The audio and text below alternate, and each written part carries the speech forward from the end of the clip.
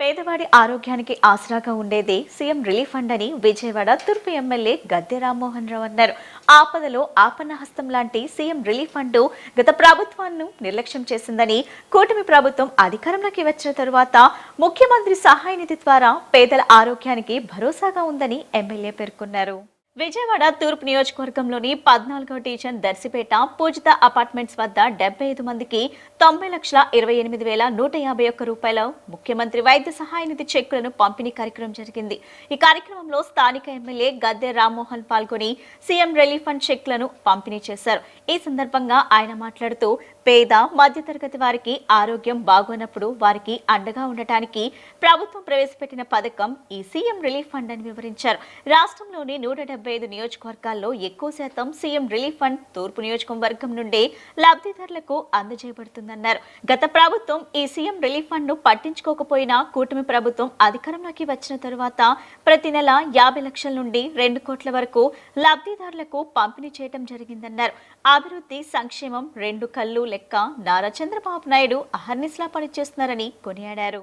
ప్రతి నెల కూడా క్రమం తప్పకుండా ముఖ్యమంత్రి సహాయ నిధి నుంచి నియోజకవర్గంలో యావరేజ్ 60-70 మందికి చెక్కుల ద్వారా వాళ్ళ కష్టాల్లో ప్రభుత్వం మీకు అండగా ఉంటుందని భరోసా కల్పించడానికి ఈ ముఖ్యమంత్రి సహాయ నిధి చెక్కులు ఇవ్వడం జరుగుతోంది. మరి ఎంతో మంది కొంతైనా మాకు సహాయం వచ్చిందనే ఫీలింగ్ తో వాళ్ళ కళ్ళల్లో ఆనందం కూడా కనపడతా ఉంది. గత 5 సంవత్సరాలు జగన్మోహన్ రెడ్డి గారు పరిపాలించేటప్పుడు ఆ రోజున కూడా నేను శాసనసభ్యుడిగా ఉన్నాను. అనేక మంది వచ్చి ఈ విధంగా హాస్పిటల్లో మాకు ఇంత ఖర్చు అయింది, అప్పులు పాలయ్యాం, మా ఇల్లు తాకట్టు పెట్టాం, 5 రూపాయలు వడ్డీకి డబ్బులు తెచ్చాం, వాటికి ఏదన్నా మమ్మల్ని ఆపద నుంచి కాపాడని చెప్తే ఆ రోజున ముఖ్యమంత్రి గారు దయాదాక్షిణ్యం లేకుండా ఉండటం వల్ల ఎవరు కూడా కాపాడలేని పరిస్థితి. వాళ్ళ ఇన్ఛార్జీలు కానీ లేకపోతే వైఎస్ఆర్సీపీ పార్టీ నాయకులు కూడా చేతులు ఎత్తేసారు. అనేక మంది ఆ బిల్లులు తెచ్చిస్తే ఆ బిల్లులు కూడా కనపడిన పరిస్థితి ఉంది. కనీసమైన ఒరిజినల్ బిల్స్ అన్న ఉంటే తర్వాత వచ్చే వాళ్ళన్నా ఏదన్నా కొంచెం మానవతా దృక్పథంతో ఆలోచన చేసి వాళ్ళకి అమౌంట్లు ఇవ్వడానికి అవకాశం ఉంది. కానీ అలాంటి అవకాశం కూడా వాళ్ళు ఇవ్వకుండా కేవలం పేదల పట్ల నిర్లక్ష్య వైఖరితో అనేక మంది అప్పుల పాలు చేశారు. ఈ రోజున 17 నెలల నుంచి కూడా ప్రతి నెల కనీసం ఒకసారి మాక్సిమం గా 3 సార్లు ఈ విధంగా పంపిణీ చేస్తున్నాం. ప్రతి ఒక్కరికి కూడా ఈ నియోజకవర్గంలో ఉన్న ప్రతి ఒక్కరికి తెలిసే విధంగా వాళ్ళకి ఇలాంటి అవసరం వచ్చినప్పుడు బాధల్లో ఉన్నప్పుడు ఖచ్చితంగా తెలుగుదేశం పార్టీ కార్యాలయాన్ని కానీ లేకపోతే శాసనసభ్యుడి కార్యాలయాన్ని కానీ వెళితే అక్కడ ప్రత్యేకమైన సిబ్బందిని ఏర్పాటు చేసి వాళ్ళకి కావలసిన సౌకర్యాన్ని కూడా కల్పించి వాళ్ళకి ఇంకేదైనా కాగితాలు ఉంటే కూడా చెప్పి అవన్నీ పూర్తి చేసుకుని చంద్రబాబు గారికి ఇస్తే ఆయన 2 నెలలకో 3 నెలలకో ఆయన ఆర్థిక వీలు పడినప్పుడల్లా కూడా ఈ చెక్కులు ఇవ్వడం జరుగుతోంది. అందువల్ల ఈ యొక్క కార్యక్రమ ఉద్దేశం 10 మందిలో పబ్లిక్ ఇవ్వడం ఉద్దేశం కూడా అందరికీ తెలియాలని మరి ఈ కార్యక్రమం యొక్క గొప్పగా ఈ కార్యక్రమాన్ని నిర్వర్తిస్తున్నందుకు చంద్రబాబు గారిని, పవన్ కళ్యాణ్ గారిని, వీళ్ళిద్దరికి అండ కల్పిస్తున్న మోడీ గారిని ముగ్గురు కూడా మనస్ఫూర్తిగా నేను వాళ్ళ ముగ్గురు కూడా కృతజ్ఞత తెలియజేస్తా ఉన్నాను. ఈ నియోజకవర్గంలో వ్యక్తిగతంగా ఎవరు ఏ ఇబ్బందులు ఉన్నా కూడా మాకు తోచిన విధంగా సాయం చేసి తెలుగుదేశం పార్టీ యావత్తు కూడా తూర్పు నియోజకవర్గంలో కలిసికట్టుగా ముందుకు వెళ్లి వాళ్ళకి తోచిన సహాయం చేసి వాళ్ళ కష్టాల్లో పాలు పంచుకునే విధంగా ముందుకు వెళ్తామని కూడా మరొకసారి తెలియజేస్తాం.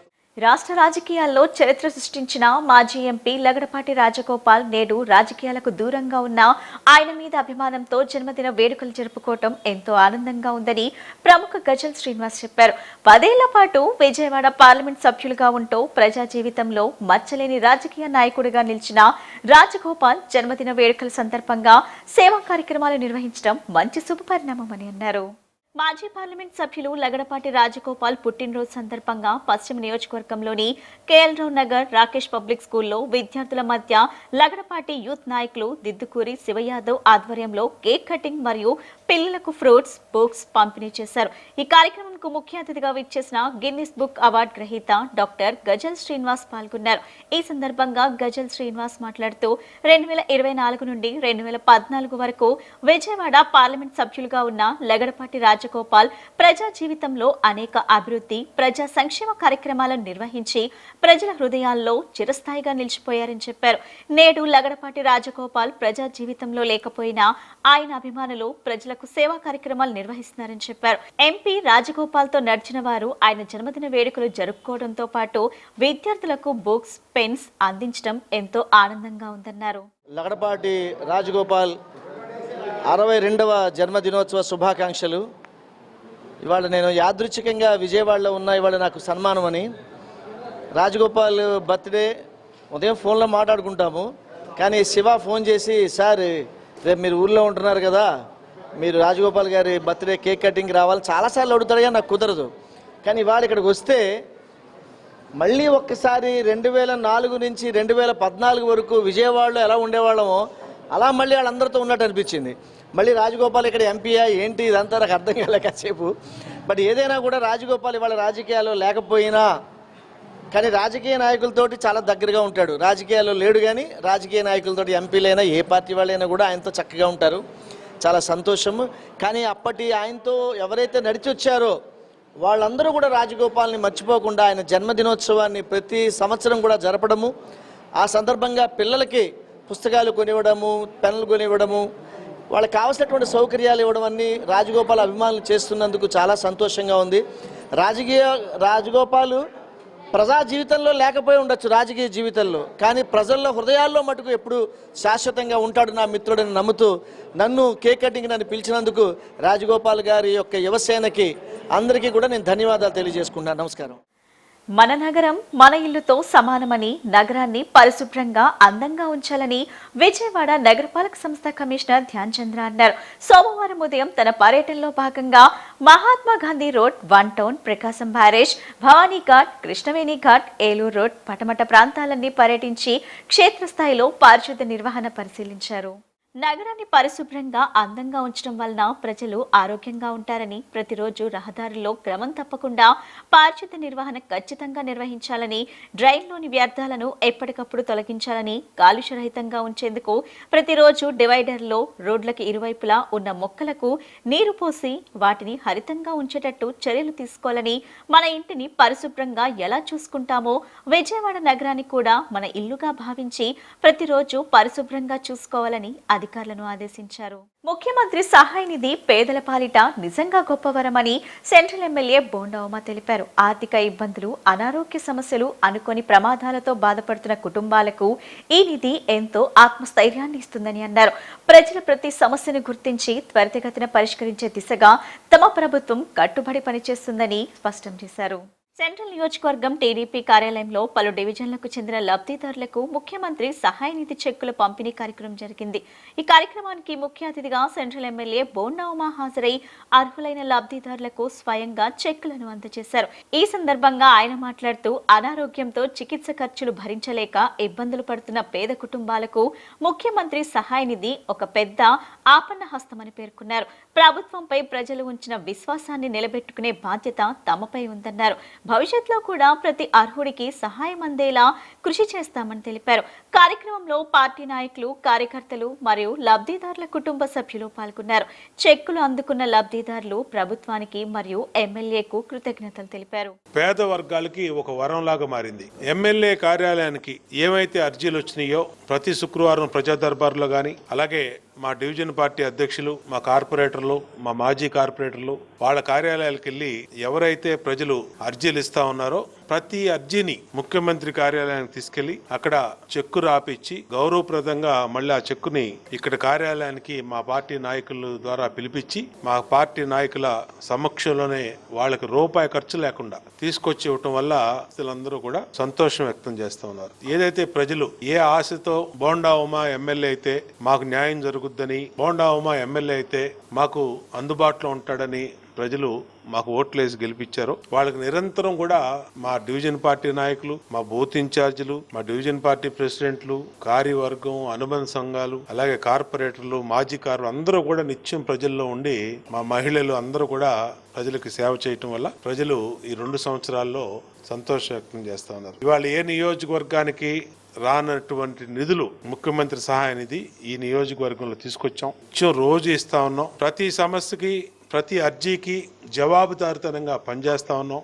ఈ కార్యాలయంలో ప్రతి శుక్రవారం జరిగే ప్రజా దర్బార్లో ప్రతి అర్జీకి వాళ్ళ ఇంటికి అధికారులను పంపించి ఆ సమస్య ఏ విధంగా పరిష్కారం కాబడుతుందో అనేది వాళ్ళకి తెలియజేస్తా ఉన్నాం. ఇచ్చిన ప్రతి అర్జీకి జవాబుదారితనంగా ఉండటం వల్ల ప్రజలు సంతోషం వ్యక్తం చేస్తా ఉన్నారు. గతంలో అయితే ప్రజా సమస్యలు ఏదైనా అర్జీలు ఇస్తే అది ఎమ్మెల్యే ఆఫీస్ ఇంటి వెనకాల చెత్తబుట్టలు దొరికాయి, లేదంటే గతంలో ఎంఆర్ఓ ఆఫీస్ ఇంటి వెనకాల చెత్తబుట్టలు దొరికాయి. కానీ వాళ్ళు అలా కాదు. ప్రతి అర్జీని ఆన్లైన్ చేసి ప్రతి అర్జీని ప్రభుత్వానికి పంపించడం వల్ల ప్రభుత్వం నుంచి అధికారులు మళ్ళీ వాళ్ళ ఇంటికి వెళ్ళి ఆ అర్జీ మీద జవాబుదారితనంగా పనిచేస్తా ఉన్నారు. ముఖ్యమంత్రి సహాయ నిధి గతంలో కూడా రికార్డు స్థాపించాం. ఈసారి కూడా ఈ 20 నెలలు ఇప్పటికీ అత్యధిక మొత్తంలో డబ్బులు తీసుకొచ్చి ప్రజలకి చెక్కులు ఇస్తా ఉన్నాం. రేపు రాబోయే మిగతా 3 సంవత్సరాలు కూడా ఇంతకన్నా బాధ్యతగా పనిచేసి మా డివిజన్ నాయకులు, మా బూత్ నాయకులు, మా కార్పొరేటర్లు, మా డివిజన్ పార్టీ అధ్యక్షులు అందరూ కూడా పనిచేసి ప్రజలకు అందుబాటులో ఉంటామని తెలియజేస్తూ ప్రజలందరికీ కూడా మీరు ఏ నమ్మకంతో మమ్మల్ని గెలిపించారో ఆ నమ్మకాన్ని వమ్ము చేయకుండా నిరంతరం కూడా మీకు అందుబాటులో ఉండి పనిచేస్తామని తెలియజేస్తాం. ఏపీలో లా అండ్ ఆర్డర్ పూర్తిగా దెబ్బతిందని మాజీ మంత్రి నేత కారుమూరి నాగేశ్వరరావు మండిపడ్డారు. గత కొంతకాలంగా వైఎస్ఆర్సీపీ శ్రేణులపై జరుగుతున్న దాడులే ఇందుకు నిదర్శనమన్నారు. అంబటి రాంబాబు ఇంటి కార్యాలయంపై జరిగిన దాడి ఆటవిక చర్య, అరాచకానికి పరాకాష్ట అని విమర్శించారు. లడ్డూ అంశంపై విషప్రచారం చేసింది అధికార పక్షమేనని, దాడులు కూడా వారి నిర్వహిస్తున్నారని ఆరోపించారు. అన్నీ చేసి ఇప్పుడు నీతులు మాట్లాడటం విడ్డూరమని ఎద్దేవా చేశారు. అలాగే జోగి రమేష్ నివాసంపై ప్రణాళికబద్ధంగా దాడి జరిగిందని పేర్కొన్నారు. మీ పరిపాలన ఎలా ఉందో ఒకసారి సరిచూసుకోవాలని ప్రభుత్వాన్ని హెచ్చరించారు. ఏదైతే మీరేసిన సిట్ ఉందో, సిబిఐ ఉందో, సుప్రీంకోర్టుకి అది ఇచ్చారో, ఛార్జ్ షీట్లో కూడా ఇందులో కలిసిందని చెప్పకుండా అందులో జగన్మోహన్ రెడ్డి గారు కానీ, సుబ్బారెడ్డి గారు కానీ, మరి మన భూమన కరుణాకర్ రెడ్డి గారి పేర్లు లేకుండా కూడా ఇవ్వటం, ఆ లడ్డూ వచ్చిన విషయంలో ఆ లడ్డూ పవిత్రతని మరి ఇంతకుముందు భంగం కల్పించారు. అందులో కొవ్వులు కలిసినాయి, ఆ కలిసినాయి అని చెప్పి మీరు చేసింది అందులో ఏమీ కలవలేదనే దాని మీద వైఎస్ఆర్ పార్టీ పిలుపు మేర వెంకటేశ్వర స్వామి గొళ్ళల్లో ప్రతి ఒక్కళ్ళు కూడా వెళ్ళి అక్కడ ఆ స్వామిని వాళ్ళకి మంచి బుద్ధి ప్రసాదించండి, ఇలాంటి బురదేసే వాళ్ళని క్షమించండి అని చెప్పి కోరటానికి రాష్ట్ర వ్యాప్తంగా వెళ్ళే సందర్భంలో మరి అంబాటి రాంబాబు గారు ఆ ముందే మీరు ఫ్లెక్సీ పెట్టారు, లడ్డు మాట్లాడుతున్నట్టు, కన్నీరు కారుస్తున్నట్టు. అందులో జగన్మోహన్ రెడ్డి గారు, భూమన కరుణాకర్ రెడ్డి గారు, సుబ్బారెడ్డి గారు ఫోటోలు వేయటం, అది మర్యాదగా అది తీసేయండి, అది మంచి పద్ధతి కాదని చెప్పటం. మీరు పెట్టారు కాబట్టి ఆయన తీసేయచ్చు, లేకపోతే ఆయన కారు ఎక్కిన తర్వాత తన కురవాళ్ళు కూడా ఎవరైనా పీకేమంటే పీకేయచ్చు. ఒక పద్ధతి ప్రకారం చెప్తే ఆ తర్వాత గుడికెళ్ళి అది పీకాలని లేకపోయినా అసలు అప్పటికే అరాచకంగా కర్రలతోటి, రాళ్లతోటి ఆయన మీద దాడి చేసే ప్రయత్నం చేస్తే, మరి అతన్ని అనవసరంగా అనవరాని మాటలు ఆడితే ఒక మరి ఏఎంసీ చైర్మన్, ఏదో సొసైటీ చైర్మన్, ఒక ఆవిడ గ్రంథాలయం చైర్మన్ చాలా దారుణంగా మాట్లాడటం జరిగింది. ఒక ఆడ గొంతుకు మాట్లాడవలసిన పలుకులు కాదవి. అలాంటి మాట్లాడినా ఒకటి చేయి నరికేస్తానన్నా, మరి లా లా లా లా రకరకాల మాట్లాడినా ఎవరైనా ఉప్పు కారం తినేవాళ్ళు మాట్లాడారు. కానీ నేను విన్న దాన్ని బట్టి ప్రకారం వాళ్ళు ఎవరైతే అన్నారో వాళ్ళని తిట్టడం జరిగింది. చంద్రబాబు నాయుడు గారు కావాలంటే రమ్మనండి అన్నాడు, కానీ ఆయన తిట్టినట్టు కాదు. కానీ ఆయన వచ్చి నేను ఒక ఆవేశంలో నన్ను అందరూ రెచ్చగొట్టారు కాబట్టి, నన్ను అందరూ తిట్టారు కాబట్టి నేను వాళ్ళు మాట్లాడిన, ఒకవేళ ఈ రకంగా ఆయన మాట్లాడుంటే నేను విడ్రా అవుతున్నానని చెప్పిన తర్వాత కూడా అసలు పోలీస్ వ్యవస్థ రాష్ట్రంలో ఎక్కడా లేదు. ఏపీలోని సంక్షేమ హాస్టల్ విద్యార్థుల మరణాలపై సిఐడి విచారణ జరపాలని మాజీ ఎమ్మెల్యే టీజేఆర్ సుధాకర్ బాబు డిమాండ్ చేశారు. నాసిరకం భోజనంతో ఎంతమంది పిల్లలను చంపుతారని ప్రశ్నించారు. బిల్ గేట్స్ కూడా హాస్టల్ విద్యార్థుల భోజనం తినిపించగలవా చంద్రబాబు అని నిలదీశారు. కూటమి ప్రభుత్వం వచ్చాక 900 మంది విద్యార్థులు అనారోగ్యంతో ఆసుపత్రి పాలయ్యారని చెప్పారు. సంక్షేమ హాస్టల్లో చదువుకునే పిల్లలకు పురుగులతో కూడిన భోజనం పెట్టడం ఏంటి అని ప్రశ్నించారు. మన రాష్ట్రానికి ఓ భయంకరమైన జబ్బుగా మారిన శ్రీ నారా లోకేష్ గారి యొక్క వ్యవహార శైలి, ఆయన పరిపాలించే విధానము, ఆయన చేస్తున్న రాజకీయ క్రీడలు, ఆయన హాజరవుతున్న క్రీడలు, మంత్రిగా ఆయన సాధిస్తున్న ఘన విజయాలకు సంబంధించిన సమాచారాన్ని సవివరంగా ఈ రోజున మీ ద్వారా ఈ ఆంధ్ర రాష్ట్ర ప్రజలకు వివరించి చెప్పాలనే ఉద్దేశంతో ఈ పత్రికా సమావేశం నిర్వహించడం జరిగింది. రాష్ట్రంలో 900 మంది విద్యార్థులు వివిధ సందర్భాలలో ఆసుపత్రుల పాలై ప్రాణ భయంతో త్రుటిలో ప్రాణాపాయాన్ని తప్పించుకున్న వాళ్ళు ఈ 14 నెలల కాలంలోనే 900 మంది విద్యార్థులు ఆసుపత్రి పాలయ్యారు. గత గణాంకాలలో 2019 మధ్య కాలంలో దేశం మొత్తం కూడా హ్యూమన్ రైట్స్ డిపార్ట్మెంట్ ప్రకటించిన నివేదిక అనుసారంగా 2019 సంవత్సరం మధ్యకాలంలో దేశం మొత్తం మీద 3 సంవత్సరాల కాల పరిమితిలోనే ఆ నెంబర్ లేదు.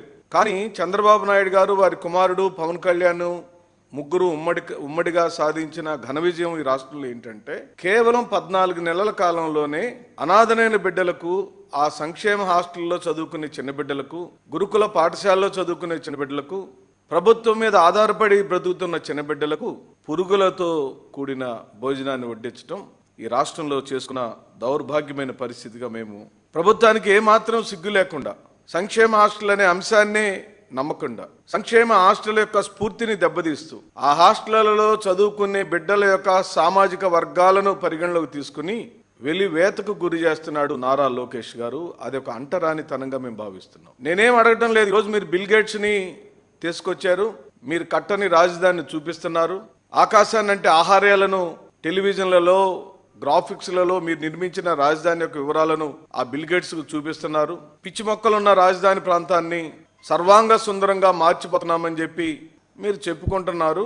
అది జనం చూస్తున్నారు. నేను ఈ రోజున డిమాండ్ చేస్తున్నాను, ఈ రోజు ఇప్పటికిప్పుడు తాడికొండ పరిసర ప్రాంతాల్లోని సంక్షేమ హాస్టళ్లలో భోజనం టైం అయిపోయింది. సాయంత్రం భోజనం టయానికి కూడా బిల్ గేట్స్ గారు ఈ రాజధాని ప్రాంతంలోనే ఉంటారు. కాబట్టి నేను రిక్వెస్ట్ చేస్తున్నాను, నారా చంద్రబాబు నాయుడిని డిమాండ్ చేస్తున్నాను, ఆ సంక్షేమ హాస్టల్ భోజనాన్ని ఆకస్మికంగా వెళ్లి బిల్ గేట్స్ కి తినిపించాలి. వార్తలు ముగించే ముందు ముఖ్యాంశాలు మరోసారి.